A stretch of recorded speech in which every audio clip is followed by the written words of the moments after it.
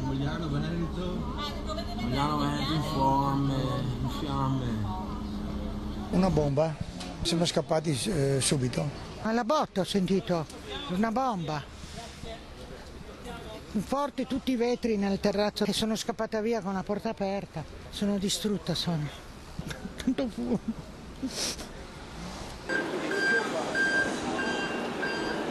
Un'esplosione, una bomba, di questo parlano i residenti di via Roma Mogliano, ancora sotto shock per quanto accaduto in tarda mattinata.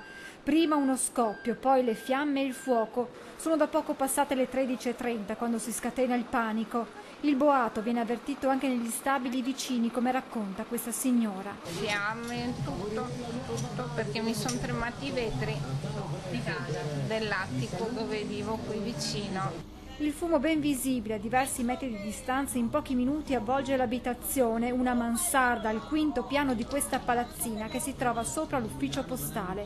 In questo video amatoriale si vedono chiaramente le fiamme che fuoriescono da una finestra. Immediato l'allarme, in pochi minuti sul posto giungono i vigili del fuoco da Treviso e Mestre con 6 automezzi e 18 uomini.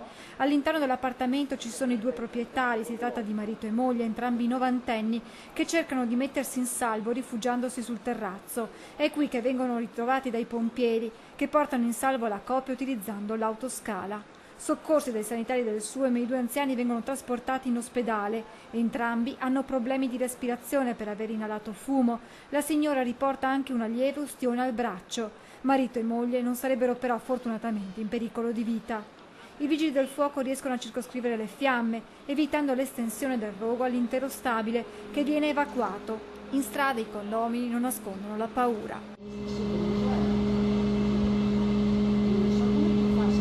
Tanta paura, ringraziando il cielo, gli inquilini stanno tutti bene. Ho mandato sui vigili perché dentro io c'ho un cane e un gatto, stanno bene tutti e due. L'esplosione ha fatto volare in strada alcuni frammenti, uno di questi ha colpito al polso il famoso chitarrista Gianni Ballarine, che in quel momento stava camminando sul marciapiede. Trasportato in via precauzionale per un controllo al pronto soccorso anche un vigile del fuoco. È rimasto coinvolto anche un nostro collega, ma per un colpo di calore, è stato ricoverato anche lui per un colpo di calore, quindi sembra nulla di grave. Secondo quanto riferito dai vigili del fuoco e dai carabinieri, l'incendio potrebbe essere stato causato da un fornello da campo con il quale i due anziani stavano forse cucinando sul terrazzo. Sarebbero stati proprio i frammenti della bombola e di una pentola ad essere finiti in strada e ad aver ferito lievemente Ballarina.